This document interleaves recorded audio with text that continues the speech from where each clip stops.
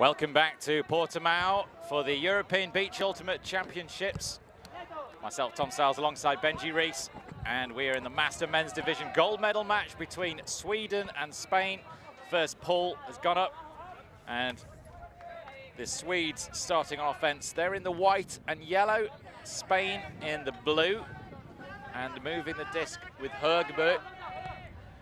Back to Sprong, Sebastian Sprong in the 8 shirt. We'll hear a lot of his name.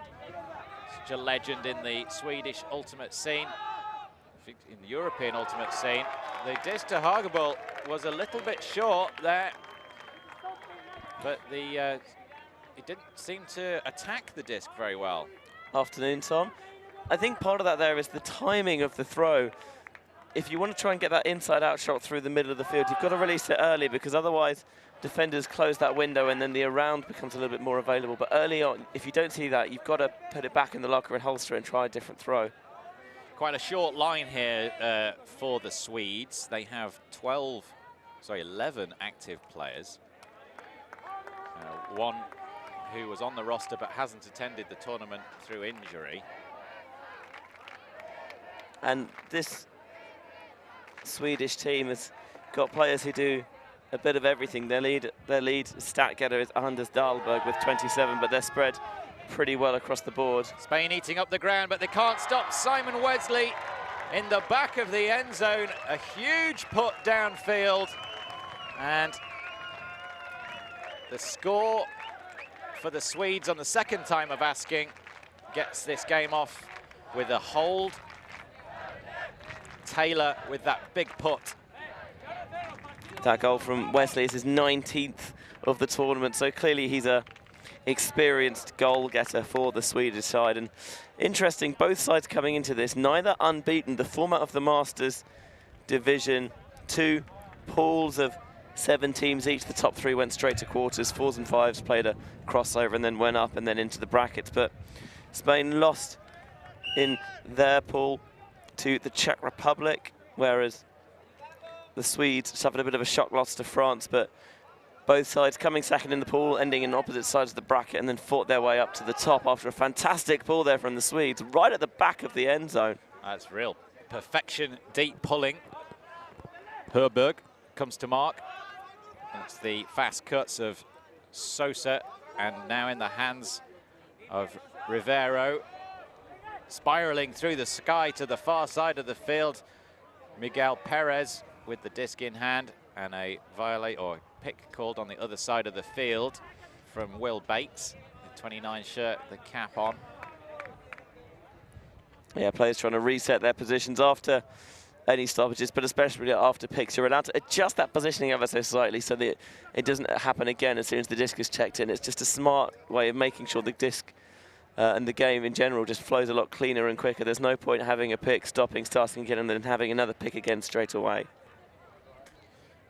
Bates in the 29 shirt there, calling the pick, but said he tore his hamstring a month ago, so very lucky to see him out here playing so well. And he runs deep now. There's going to be more pressure from the Swedes. Contact made in the end zone. Both players had misread it, and a slap of hands, no call on that play. Yeah, the very tall figure of Johan Leandersson was a defender, and after the turn he's been key getting the disc into the end zone for the Swedish D-line offense.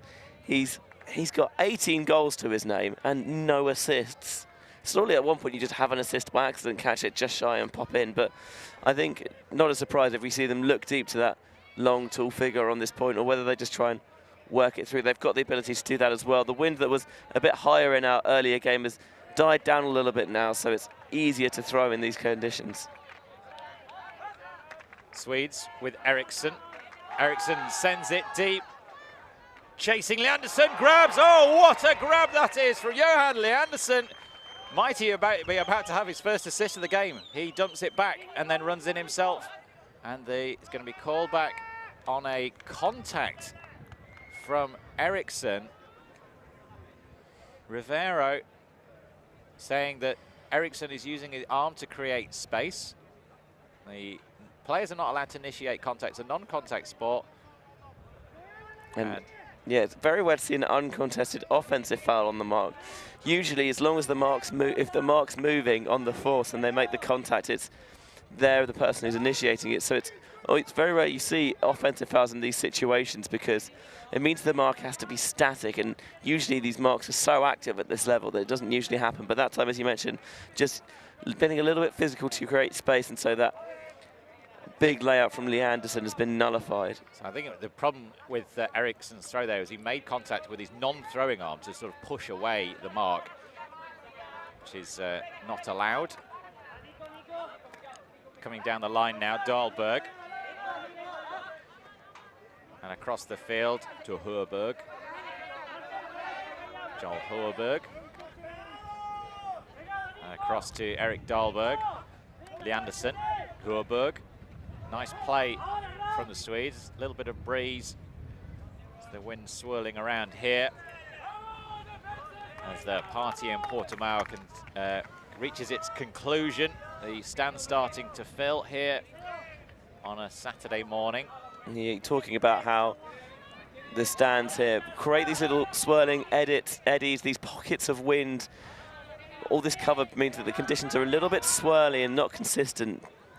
Into the end zone, and who's there to collect it but Johan Lee Anderson. Couldn't quite get in for that first big disc that came downfield, but it went sent back anyway, and the Swedes working it in the hard route. Lots of passes. They eventually complete that break with 13 passes. Oh, it's interesting because we've seen now, even though it was only one possession, we've seen that they can do it two ways because the big shot to from Eriksson to Lee Anderson got called back, but we've seen that they have that ability to put it deep and also to reel it in, but also then you see they can work it under. And Johan Lee Anderson had a really strong club season. He played in the mixed division for SEE 6, and they had a fantastic, somewhat unexpected run in many people's eyes to the EUCF mixed division title, and he was a key cog there, and he's proving to be a key cog for the Swedes in this tournament as well. Disc in the air. Hoerberg sends it downfield for the Swedes. So many of the Swedish team took home the European Championships on grass in 2000. I'm going to say 2010.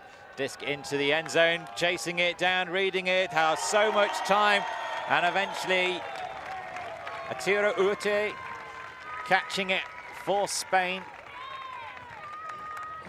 What just a beautiful throw. If you see a receiver that's that wide open, there's usually two reasons. Either there's been a pick and they shouldn't be that open, or the throw has just gone to a space and the defenders know they've got not even a sniff of a bid. I've totally mullered that surname there, Benji. Can you give us a hand with, is it Uriarte? Uriarte? I'd go with Uriarte. Uriarte. But my Spanish is not necessarily of the highest level, so apologies if we've mispronounced it. And there's the throw again on the replay, just a beautiful, shapely, voluptuous put across the field.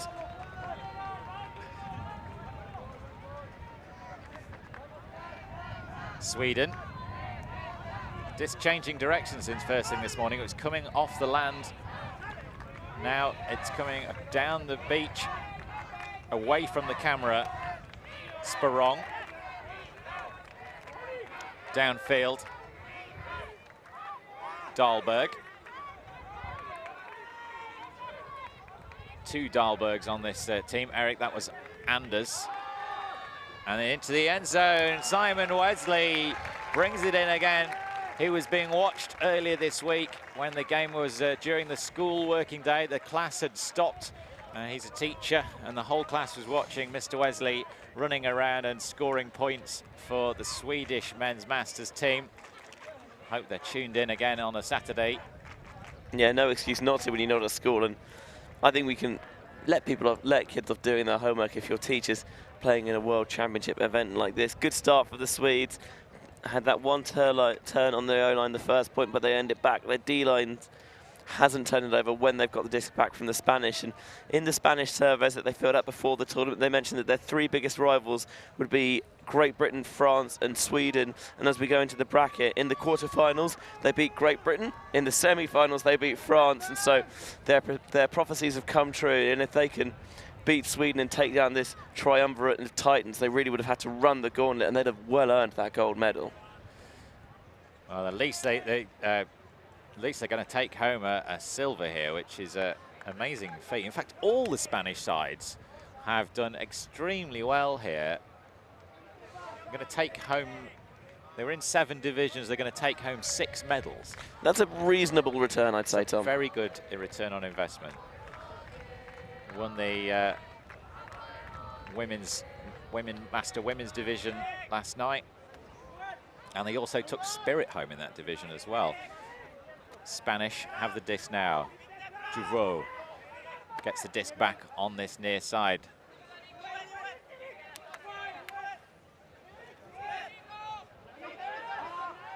Leaving a lot of space there. Herberg's poach off, exposing the 9 shirt of Nicolas Chauveau. And back now to Bates. Chauveau again, and Bates once more. The Swedes happy to let the handlers trade passes. Really trying to make sure that the deep cuts don't go. Excellent patience from the Spanish. They've not really got any yardage gains downfield, but they're happy at the moment just to take resets. Field position not necessarily as important on beach as it is in the grass format, where the field size is a lot bigger. On beach with the slightly smaller pitches, it's a lot easier to hit all areas of the field at all times. 75 meters long, the field here, 15-meter end zones. So very much deeper than you'd find in rugby or American football. If you're used to those sorts of sports where they have end zones, these are much deeper. Give a lot of space for the players to run into, get a high rising disc over the top of your defensive line. You can hit the back corner with no problems at all. Chauveau again. Big bid from the Swedes, but it's still in Spanish hands, floating to the far side. Oh, visionary put right across the end zone. Juan Jose Rivero exposing the space, and a great rundown from the Spanish. 15 pass, clean hold, great work. Looks like the 6 shot on the far side of Nico Chauveau for the Spanish, reading that one in. But that's a good example of spotting the space and putting the disc out nice and early in front and letting the receiver chase it down. Have another look at how it happened on the replay. The bid came in from the Swedish defender, and obviously it's really tempting to bid on sand, but you need to know when to go for it and when to not, because as he was down on the ground, it allowed the disc to go over his head to a player on the break side, and then he could put it nice and early out in front to space. And Nico Chauveau has competed on the beach before at EBUC 2013, 6 years ago. He was played in Royan a couple of years ago as well in the World Beach Ultimate Championships, and he says their team goals is not just to be the best on the field, they want to be the best off it as well. Obviously they want to win, but they want to win matches cleanly and fairly, and they want to make sure that all their opponents come away with a feeling that the Spanish played a well-spirited game as well. And it's really great to see that it's not necessarily all about the winning, it's about the winning with that spirit of the game in mind as well. Yeah, Rivaro, the 99 shirt that threw that assist there, 39 years old. He's also the coach of this side. Started off his ultimate in Venezuela in 1993. It's not until 1996 he played with a club. He founded his club.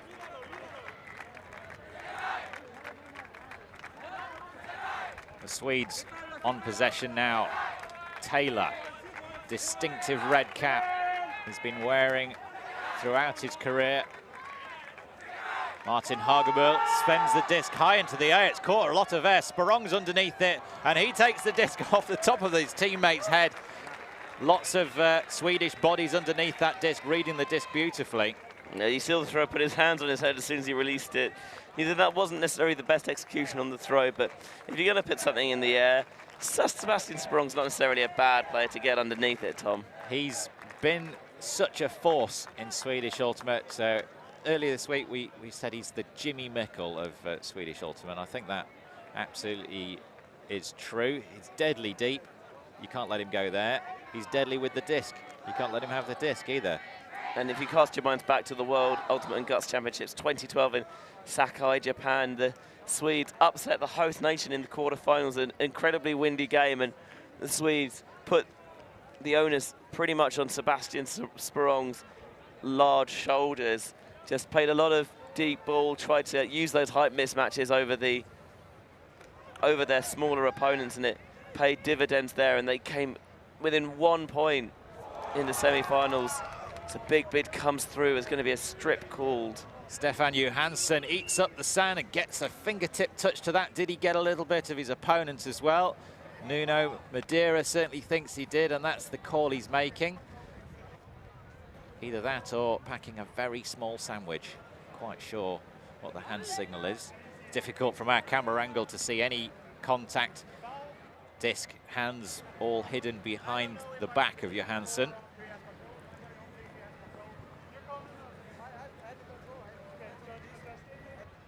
It's contested, so it will go back.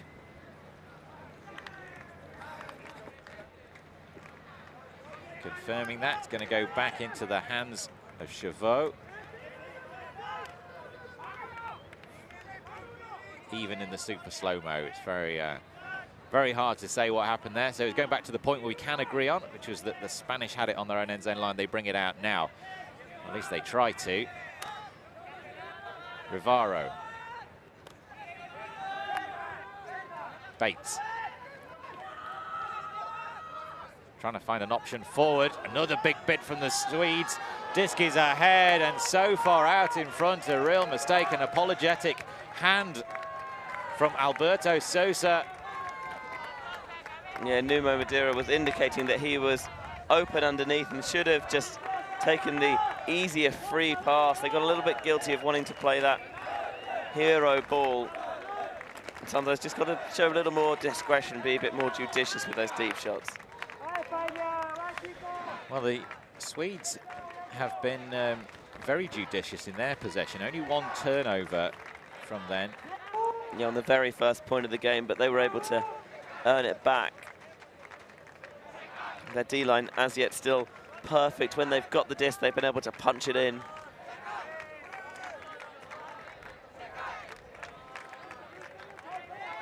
Outstretched arms from Chauveau. Eriksson cranks the arm, it's caught a bit of underside. Both players misreading it, finishing in the sand.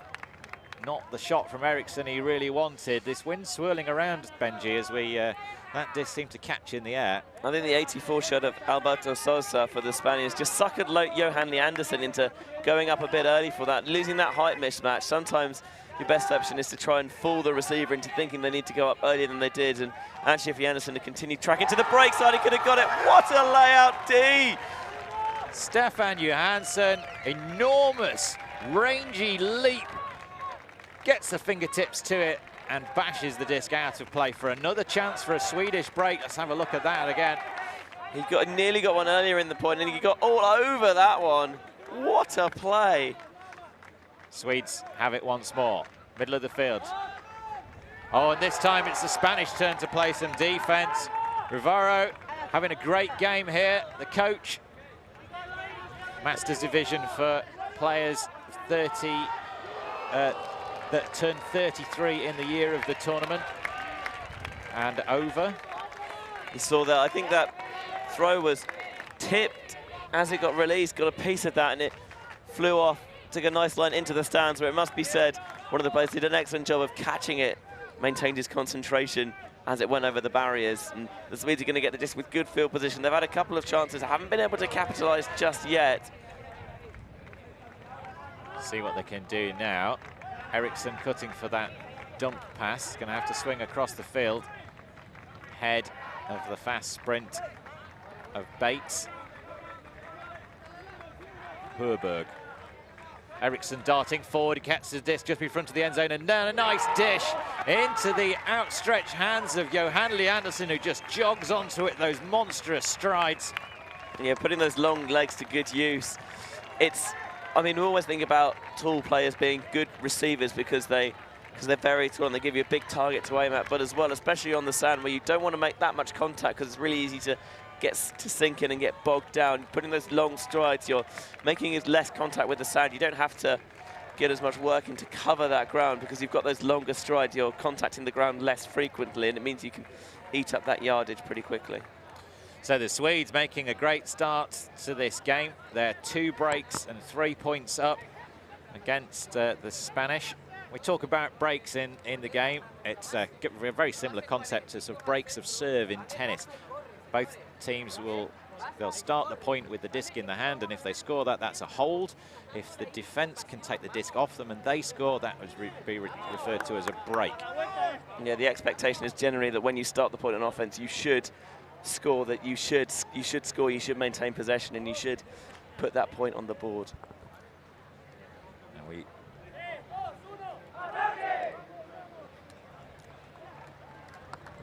And we think it might be. Oh, okay, we'll have to clarify that. So both teams now breaking their timeout huddles. Going to pull for Sweden here is the #1 shirt of Holberg, as he's got that left calf compression sleeve on.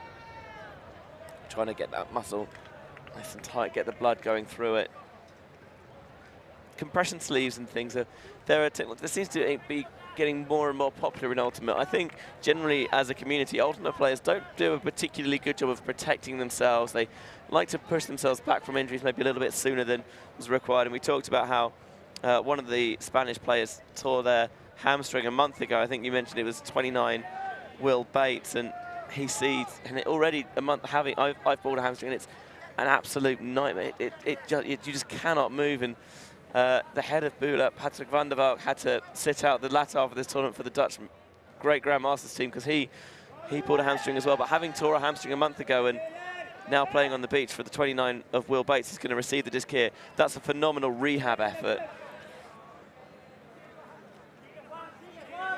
Spain have the disc on offense. Deep shot going down.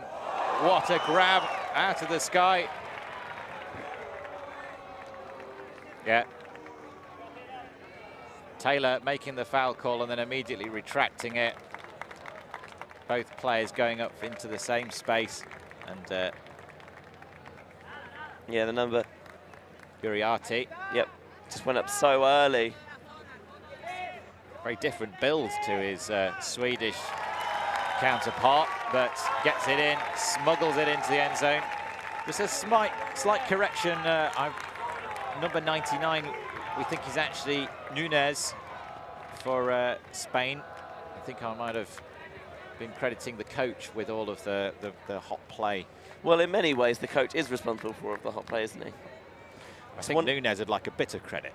I mean, yes, he does. He deserves his fair share of acclaim as well. I just want to picture like that's why this is so good for Uriarte. He got the catch and then he set himself. He didn't rush a throw into the end zone. He took his time and then used the full length, getting around with that break throw. And actually, I just want to talk about the spirit on that call as well.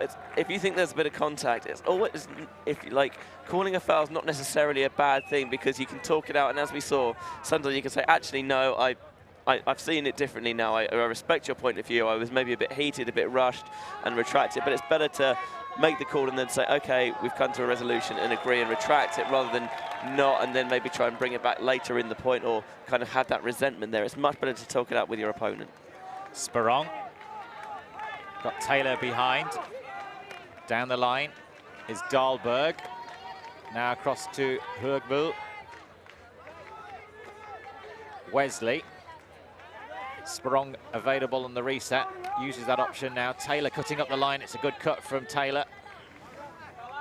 Across the field, really opening up the space here with Wesley and Sperong, and a travel call on this near sideline from Nicholas Taylor is going to bring it back in.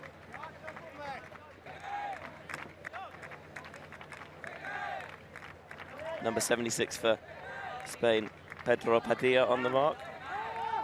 Front corner and the big strides of Anders Dahlberg.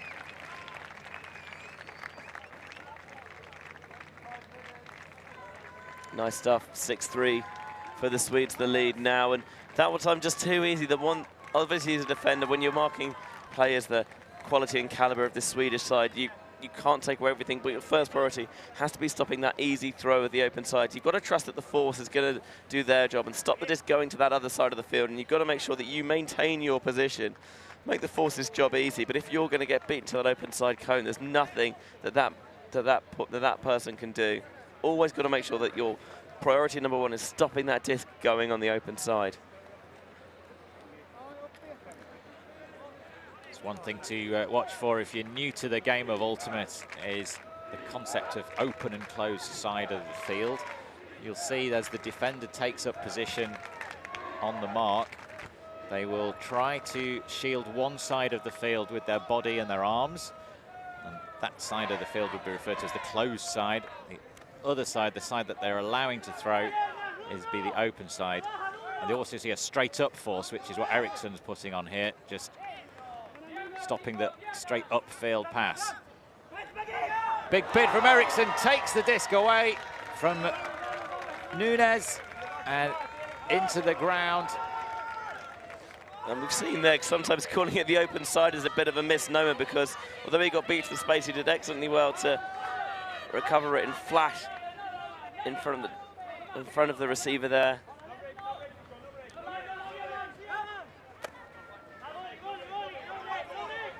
Dahlberg. Up the line to Johansson. Herberg. Leandersson in the end zone. Oh, he got there. He got the hand out low. Just couldn't quite snag it with the fingers. It's rare to see a drop like that from Leandersson, as well as being tall. He's one of the other advantages of these large players. They tend to have big hands as well, and makes things usually a little bit easier to stick in, but that time just couldn't get his fingers closed around that rim in time. Perez. Low disc. Fetched off the sand by Miguel Perez. Miguel Perez has it again. That's Javi Perez, but the block from Erik Dahlberg. Disc into the sand, and the Swedes have it again. Multiple possessions in this point. Herberg looking for something to come out of the stack. And Erik Dahlberg does so. Sends the big disc raking across the Portuguese sky, throwing it to one side and celebrating as they take the half. The Swedes in control here, 7-3. Yeah, they're looking like they're the better side. Now, obviously, the Spanish will be a little bit disappointed with how they played. I just want to say what a fantastic point that is from Dahlberg. Erik Dahlberg got a layout block on that force. He got the disc went to the break side, the initial break on the first handler, where they were looking for that continuation, and Dahlberg knew it was coming. He had to get big on the force to stop it, got a piece of it, and then eventually the Swedes breaking in style with that beautiful banana blade, perfect trajectory to the far side of the field. Keeping the disc alive in the sand, and then look at that, no hesitation, back corner. Miguel Perez totally out of position. You can see how frustrated he is, hands on the knees, and Stefan Johansson very happy to see the disc arriving. I can certainly imagine there are a few better bookends we'll see this tournament. Good spread of the stats across the Swedish line. They've only got 11 active players here. Per Mattsson not attending the tournament. You talk about the Swedes having spread stats throughout this game. The Spanish have been good at that throughout the tournament. They've only got one player who has no goals, but he's got 7 assists, and only one player with no assists, but he's got 8 goals. So everyone's doing a pretty good job of everything generally. Javi Perez. He's on the sideline again there, gets the disc from Bates. Squeezes it down the line under the attentions of the Swedes. Contact made perhaps.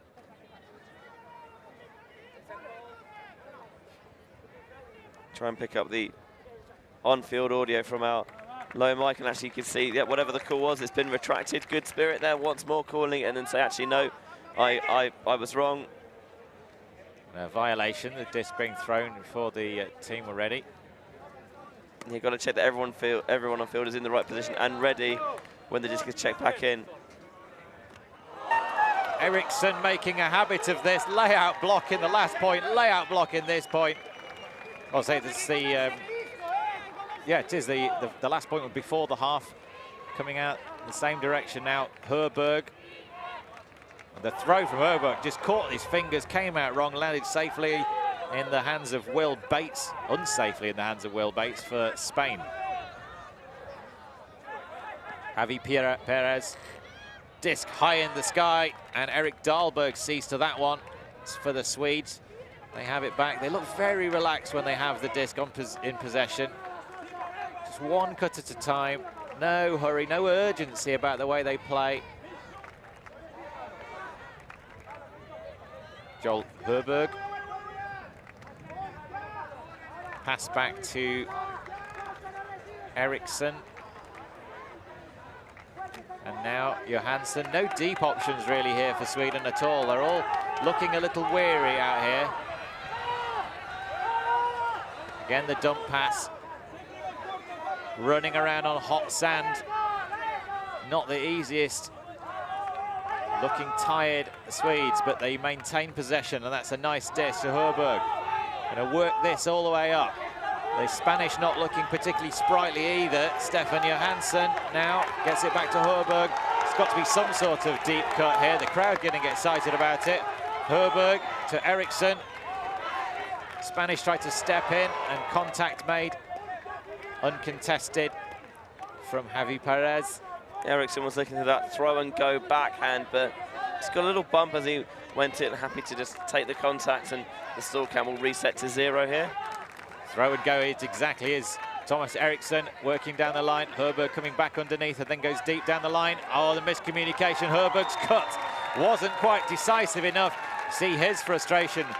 The teams having, or the Swedes having worked so hard to maintain possession there, giving it away and having to do the work on D. You've seen there why deep cuts generally come down the middle of the field, because you get a larger target to aim at. When you're cutting to that one sideline, there's a very narrow channel to throw the disc in, and it's really easy to overthrow it or get the disc out of the sideline and not give your receiver a chance to make the play.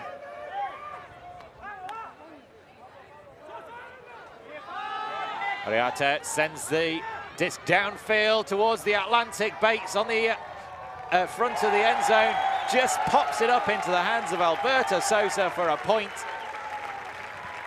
Super sneaky from Will Bates, and he's made every English teacher in Spain happy with that read. Just beautiful stuff. He saw it so early and just sat in that back corner and waited and saw the other players get suckered in, and eventually right in his hands, and the Swedish player was caught in 2 minds, didn't know whether he should stay or should he go, whether he should push or pull, and in the end he could do neither, and the disc was thrown comfortably into the end zone. We see here off that put, 2 players come underneath it, and Bates just stands there and waits, and when the player comes in to put the force on, it leaves the man wide open in the end zone. Generally, in that situation, as the deep defender, I would favour taking the runner, because as a force, all you're doing is you're trying to stop a throw going, but there's no one downfield to work as that pairing with you. So all he needs to do is put it into space. Whereas if you take the runner, it means that as long as you can stick tight with them, if the throw is a little bit off target, you can have a chance. And that way, players coming up have an easier job of getting in position in time. Yeah, it was waiting for the backup troops to arrive, and the point was over and done with before they did.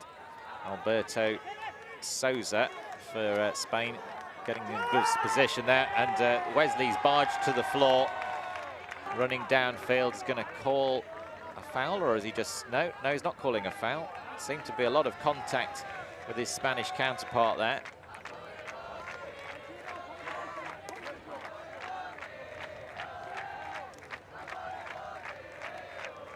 So striding to the disc, number 76 for Spain is Pedro Padilla. Padilla, 43-year-old, initiates the play with an underneath pass.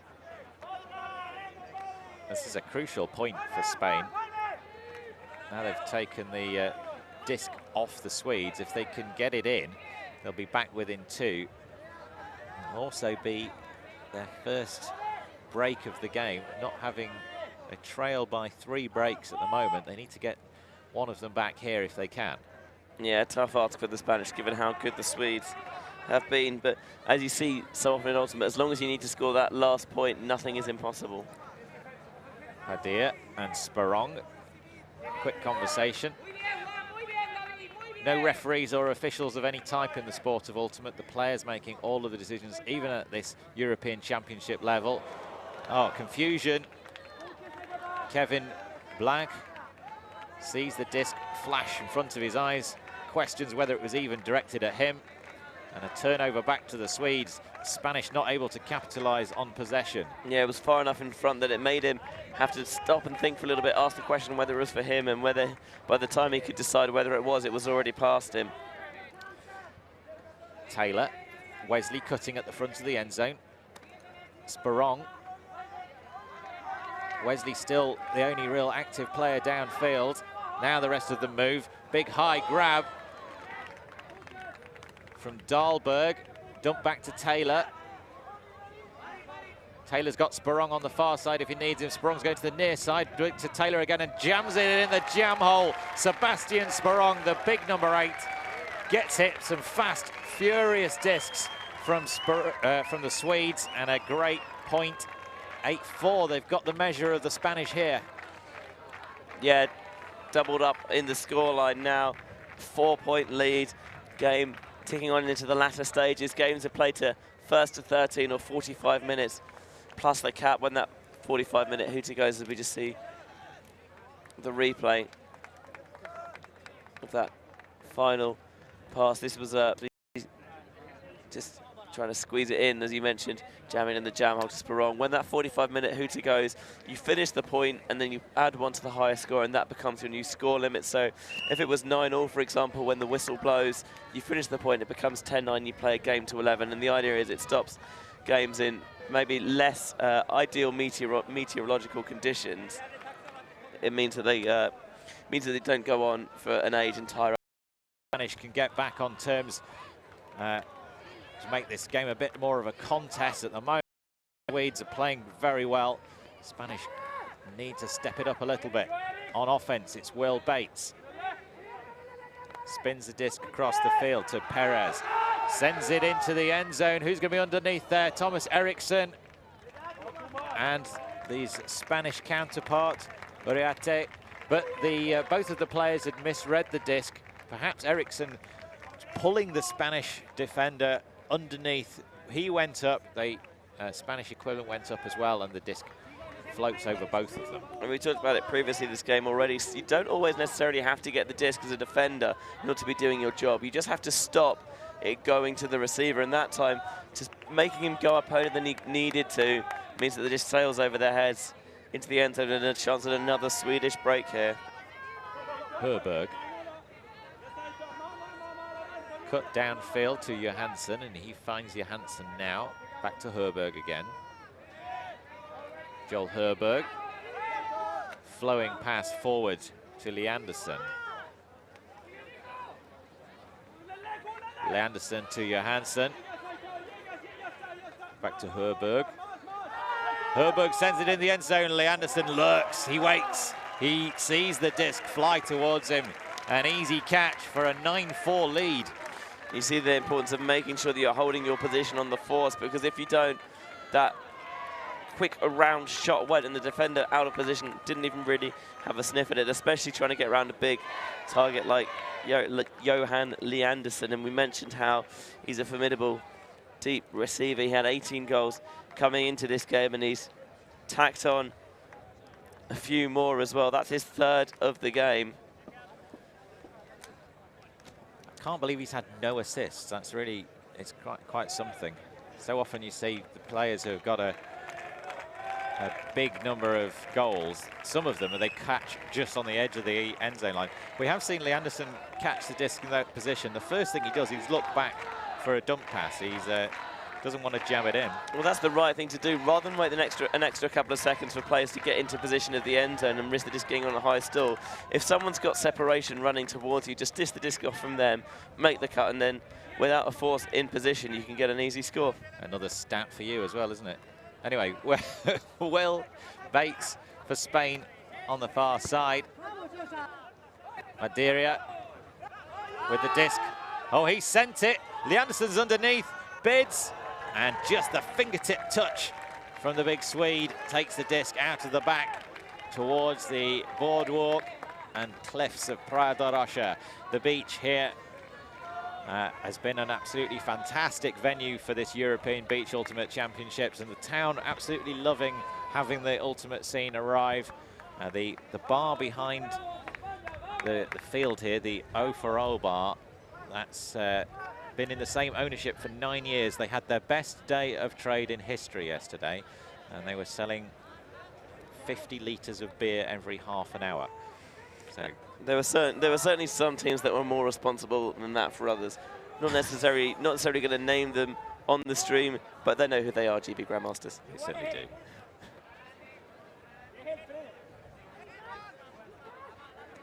Joel Herberg to Leanderson.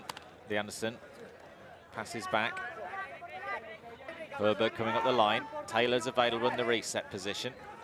And Taylor immediately cranks the arms. Going to be some pressure on this, but Leanderson, again, the target. Oh, poor disc from Leanderson, just over the head.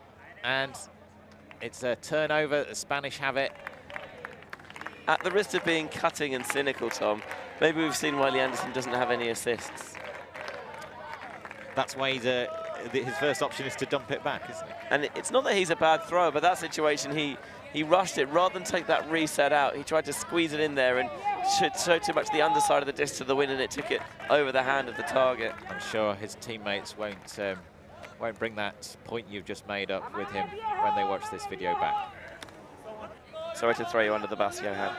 Nunez spreads the play, sends the deep shot down. It's better from the Spanish. It's perfection from the Spanish. Alberto Souza in acres of space is found by a pinpoint disc across the Algarve sky. The Bermudist man reeling that one in, beat Leanderson deep that time. First time around he couldn't do it, but the second attempt with a little less left in Leanderson's tank, he's able to punch it in. The unfortunate walrus for Leanderson, turning it over at one end and then getting beat deep for the score at the other. But just love the running from Sosa. Often after you make 1 or 2 deep cuts a point, especially we're now in the peak heat of the midday sun. The sand is really hot underfoot. It can be difficult to maintain that energy to keep grinding out these deep cuts, but he timed that one, and that time he tailed it towards this near side of the field, and the disc high in the sky, tailed towards this side, which was the break side of the field, because it means it goes over Leanderson's head. And the Swedish D-line have had the disc in their hands 10 times, only scored 4 of them though, so they'll be wanting to improve that stat, but the O-line are flying at the moment. Wesley goes deep.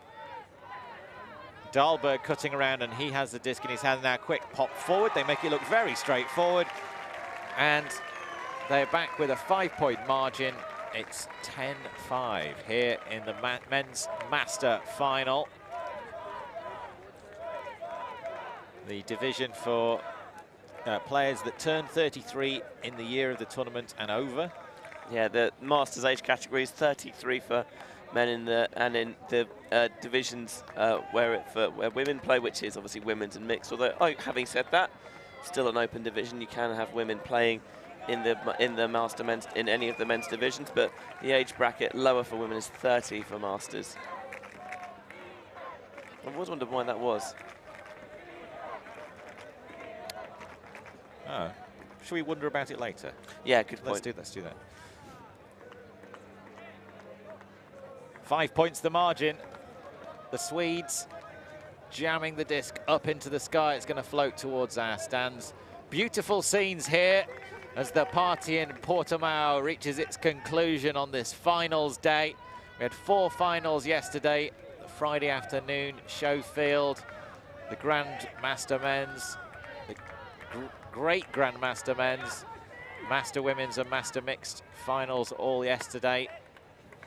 And the other finals all being played today. Sosa for Spain. Nice dump back to Miguel Perez. Floats over the top, Will Bates running free. No problem. And better offense from both those sides. The Spanish finding a bit of a groove. Can the D-line go and get some glory, get the disc off the Swedes and start the roll back They need to do something here. The Swedish offense looking so fluid. Can they be prevented from scoring? Yeah, we haven't yet seen them be able to do that. And obviously it's good to put in your offensive points, but they just have not been able to get it done against the Swedes. And their O-line's turned it over 6 times, but every time they've got it back, and they've yet to be broken in this game. And if the Spanish don't start soon, they're going to run out of time. Is that from them? Things getting a little bit dire now as time just about expired. Well, I think the time cap is actually gone on already. Volunteers communicating that up to us. So it's going to be game 2:11 here. Time clock on our screen, it's perhaps a minute out. So the whistle being blown in during that last possession, during that last point, and the Swedes coming out here with a chance to take the gold medal.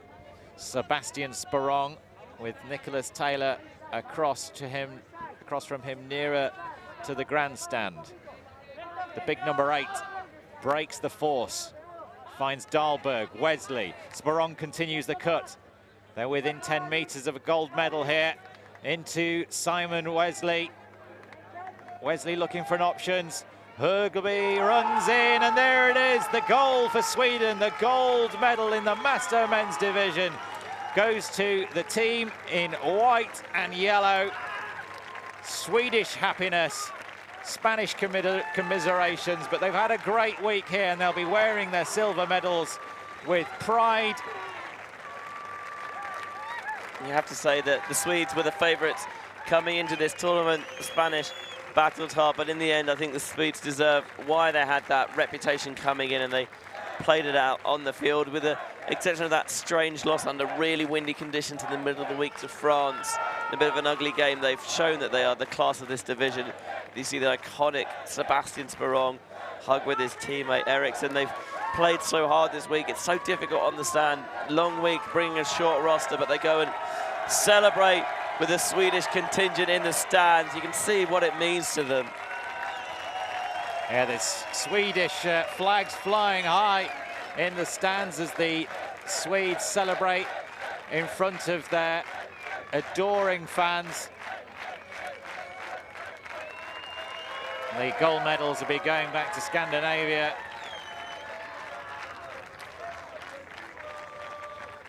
Real happiness, and winning in the great Grandmaster men's division as well. Sweden beating the Netherlands in the final of the Great Grandmasters men's division.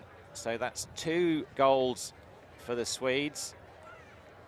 I hope you'll join us back later. We have the women's final coming up in approximately 45 minutes, I'm going to say. Is that about right, Benji? 2 o'clock local time, so you can adjust that for wherever you are. Yeah, just under 45 minutes in the future. Should be a thrilling contest. Spain in it once more. They're taking on the ladies of Russia.